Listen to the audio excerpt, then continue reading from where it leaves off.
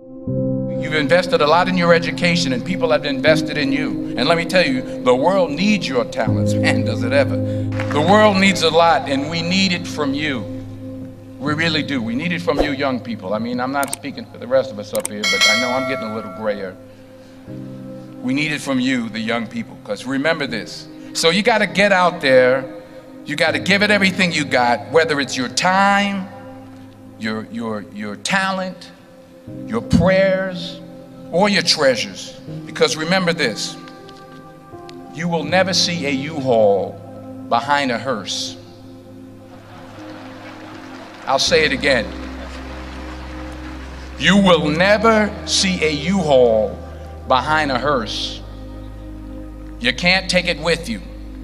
The Egyptians tried it, and all they got was robbed. So the question is, what are you going to do with what you have? I'm not talking about how much you have. Some of you are business majors, some of you are theologians, nurses, sociologists. Some of you have money, some of you have patience, some of you have kindness, some of you have love, some of you have the gift of long suffering. Whatever it is, whatever your gift is, what are you going to do with what you have? Fail big. That's right. Fail big. Today's the beginning of the rest of your life, and it can be very frightening. It's a new world out there. It's a mean world out there, and you only live once. So do what you feel passionate about. Take chances professionally. Don't be afraid to fail. There's an old IQ test, was 9 dots, and you had to draw 5 lines with a pencil within these 9 dots without lifting the pencil. The only way to do it was to go outside the box. So don't be afraid to go outside the box.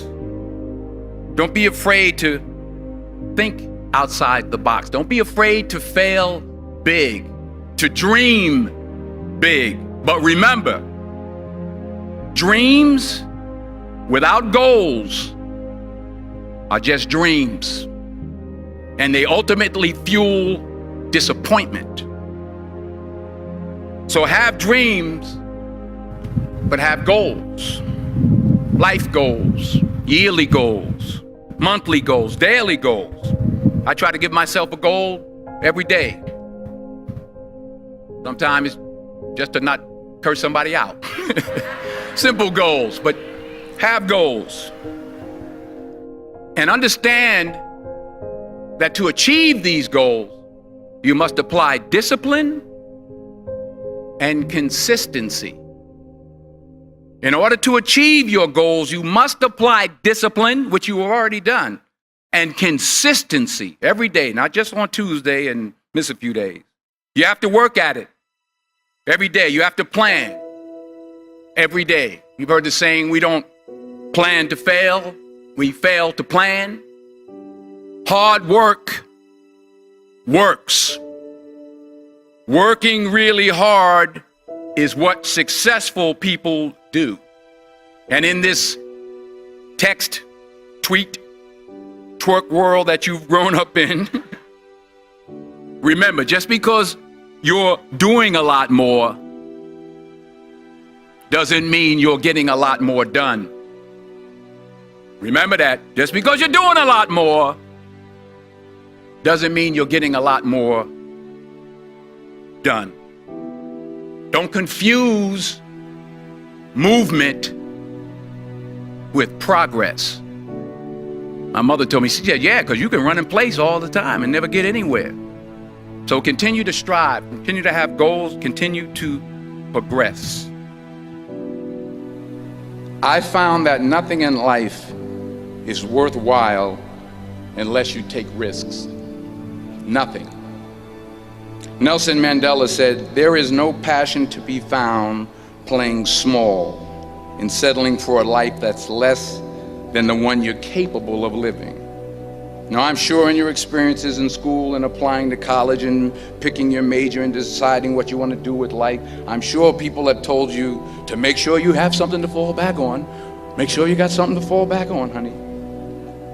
But I never understood that concept, having something to fall back on. If I'm going to fall, I don't want to fall back on anything except my faith. I want to fall forward. I figure at least this way I'll see what I'm going to hit. Fall forward. This is what I mean.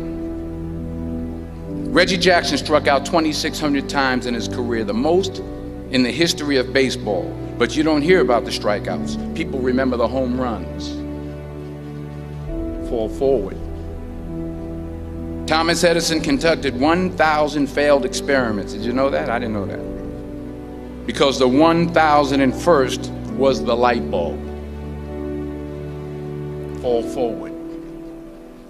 Every failed experiment is one step closer to success. You've got to take risks, and I'm sure you've probably heard that before, but I want to talk to you about why that's so important. I got 3 reasons, and then you can pick up your iPhones. First, you will fail at some point in your life. Accept it. You will lose. You will embarrass yourself. You will suck at something. There's no doubt about it. And I know that's probably not a traditional message for a graduation ceremony, but hey, I'm telling you, embrace it, because it's inevitable.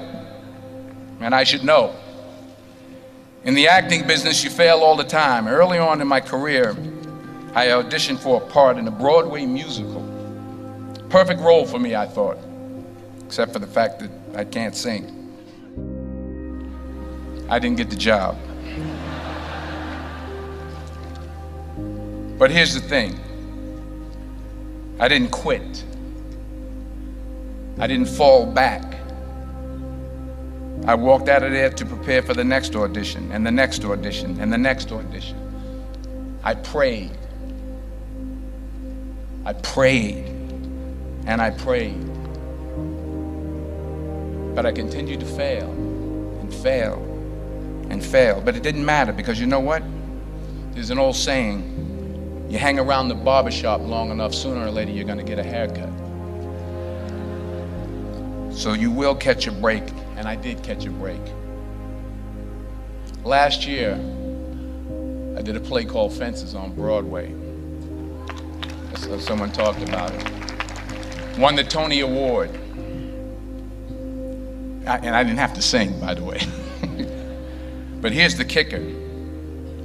It was at the Court Theater.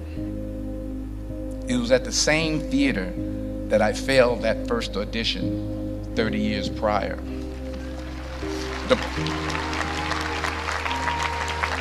point is, and I'll pick up the pace, the point is, every graduate here today has the training and the talent to succeed.